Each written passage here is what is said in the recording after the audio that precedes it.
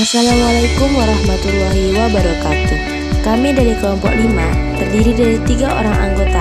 Yang pertama Sulis Hidayah, yang kedua Cut Aulia, dan yang ketiga Alji Zamrizal. Baiklah, kami akan mempresentasikan sebuah video tentang kedudukan ilmu administrasi negara. Contoh kedudukan ilmu administrasi negara yang dapat kami presentasikan pada hari ini adalah pemilihan umum presiden. Kenapa pemilihan umum presiden? Karena di dalam kedudukan ilmu administrasi negara terdapat dikotomi politik dan administrasi negara. Di dalam buku Goodnow membagi kekuasaan pemerintahan menjadi 2 fungsi yang berbeda. 2 fungsi tersebut ialah politik dan administrasi. Pemisahan kekuasaan pemerintah dalam kekuasaan legislatif, eksekutif, dan yudikatif merupakan dasar pembedaan dalam politik dan administrasi.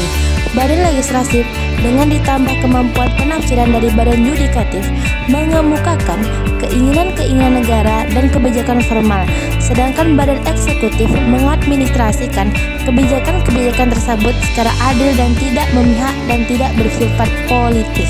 Dinamika dan perkembangan paradigma dalam ilmu administrasi publik memberikan perhatian khusus terhadap kajian pelayanan publik, terutama yang menjadi tanggung jawab pemerintahan dan lembaga negara.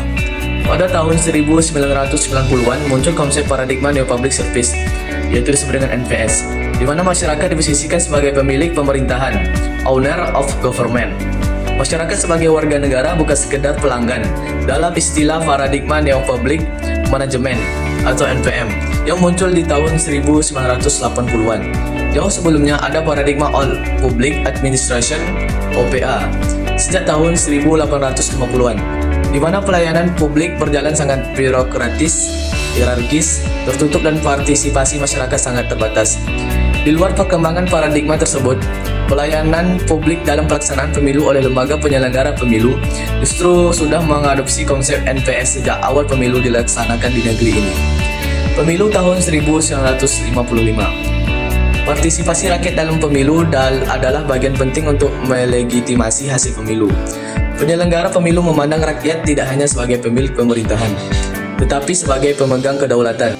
Pelayanan publik dalam pelaksanaan pemilu merupakan pelayanan yang sangat mendasar bagi keberlangsungan sistem demokrasi di negeri ini. Setidaknya, ada 2 pelayanan publik yang diberikan oleh penyelenggara pemilu. Pertama, pelayanan kepada masyarakat secara umum yang terbagi 2, yaitu menjamin hak memilih dan dipilih atau konstitusional. Penyelenggara pemilu wajib melayani setiap masyarakat yang memenuhi persyaratan untuk menggunakan hak pilihnya dan dipilihnya sebagai anggota legislatif, kepala daerah, dan presiden atau wakil presiden dalam pemilu. Kedua, pelayanan kepada partai politik. Pelayanan ini diberikan sejak awal tahapan pelaksanaan pemilu, mulai dari pendaftaran partai politik, verifikasi partai, masa kampanye, pemungutan suara, hingga rekapitulasi suara dari masing-masing partai yang dihasilkan kapasitas menjadi kursi di DPRD, DPRD RI, DPR RI, dan terpilihnya presiden atau wakil presiden. Penelitian ini akan difokus membahas pelayanan hak pilih rakyat dalam pemilihan umum oleh penyelenggara pemilu.